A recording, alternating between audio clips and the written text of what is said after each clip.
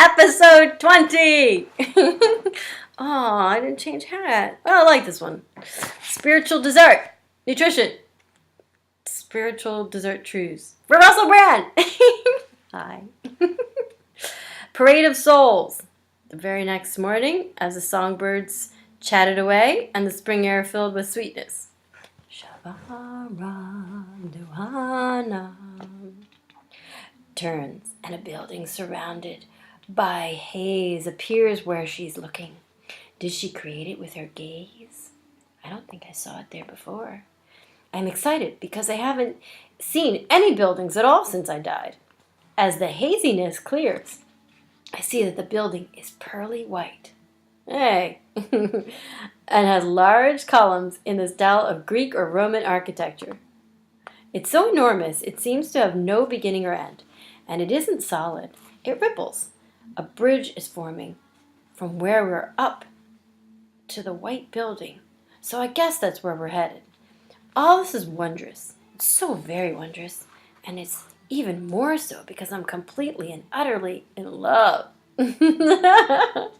I can't be sure because my memories are gone. But I think I loved a lot of women in my time.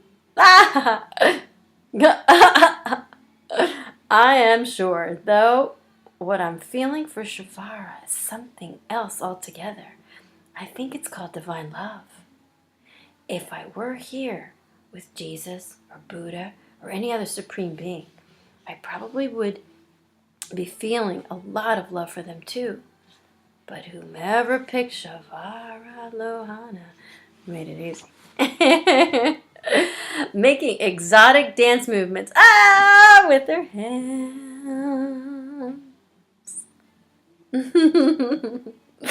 My goddess floats up to the bridge.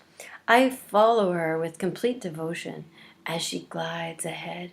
Her unimaginably graceful feet captivate me. I could spend an eternity just looking at them.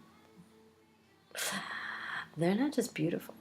They're benevolent and intelligent, just like the rest of her. Shavara looks back at me smiling. I'm so glad to be here, to rest from the work done on earth and follow my goddess towards the white building. As we get closer, I see that there are endless numbers of bridges that lead up to it, and for the first time since I've been on this side of things, I see people like me. Each one is walking up his or her own bridge towards the white building. We aren't really people anymore. We're souls. Each soul resembles its floating tribe leader. Sounds like the avatars. This is an avatar anyway. It's just a shell on my spirit. As the souls cross their bridges, we give each other a nod in passing. But if they're feeling anything like I am, all their attention's on their leader. I'm trying to notice what I can for you. It's very unusual that I'm able to report these events, to treat this information as sacred. Whether or not we can put this in our book, I'll let you know. The tribe leaders are beings that don't exist on Earth, and each one of them is extraordinary. They all have the same golden light around their heads. Some are great warriors with shields and swords and super powerful bodies. Some leaders look kind of plain and humble, except for their enormous jewel-colored auras that are more than 10 times bigger than they are. So my hat is going to be really big and lit. Some look scholarly and carry parchment scrolls that unravel and trail behind them. It might be heavy. One tribe leader has fluorescent orange hair. Hey, like my girlfriend from last year for 4th of July. And is riding a gigantic red lion. It sounds like my style. Or maybe he is part lion. I can't tell. Another leader seems to be a mix of man, dolphin, and sun. I'm an artist. It's hard for me to imagine that. There are tribe leaders who I describe as gorgeous goddesses like Svara. I'm so lucky my leader is who she is, but I'm guessing everyone feels lucky, like they have the right one. There's a rhythm and a sense of wild celebration to this spectacle. It's as if we were all meant to be here at this time and have this rehearsing our parts for all eternity. Svara Lohana has been humming softly as we ascend my bridge. I'm in love with her like I've never been in love. I wish you could hear my goddess singing. Oh, this is her singing. We are the dream of the universe. We are the whim of the infinite. The breath and the breather. The enemy and the friend. If this as an illusion, I'll bow to it. Avalokita Shavana,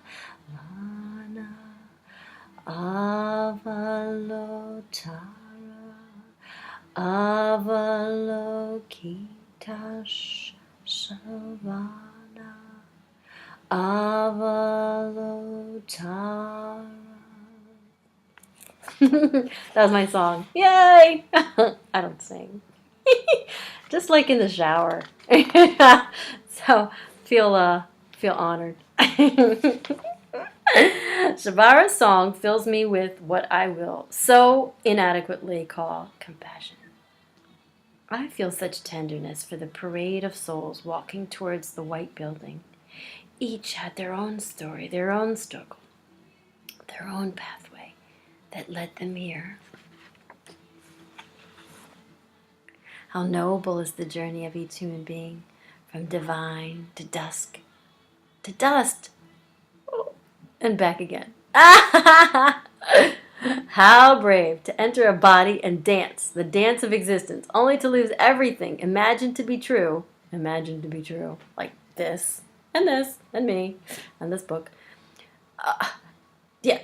Only to lose everything imagined to be true in the moment of death. As we approach the top of the bridge, my consciousness is crystal clear. I'm ready, but I do not know for what.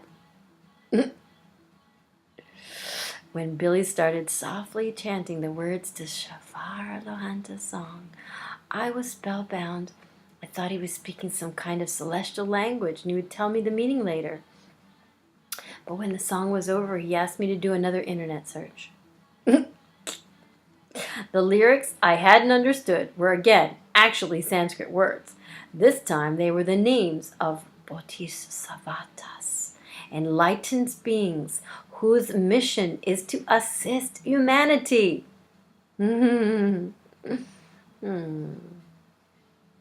Tara, sprung from the tear that fell from the eye of Avalokitesvara.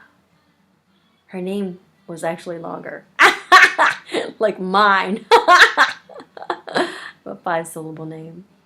After Billy heard Shavara's song, he also seemed to be sharing in the compassion of Avalokitesvara. Shavara. When I told Guru Guy about these names, he told me more about the hand-painted scroll he had brought me from Tibet. It had been hanging on the wall beside my bed for 3 years. Annie! The pearlescent, four-armed, lotus-postured, golden-crowned figure enthroned on a rainbow of pink lotus flowers was in fact Avalokitesvara. But you told me it was Chenrezig, I said. Chenrezig is the Tibetan name for Avalokitesvara. The Trews, dessert, nutrition is done.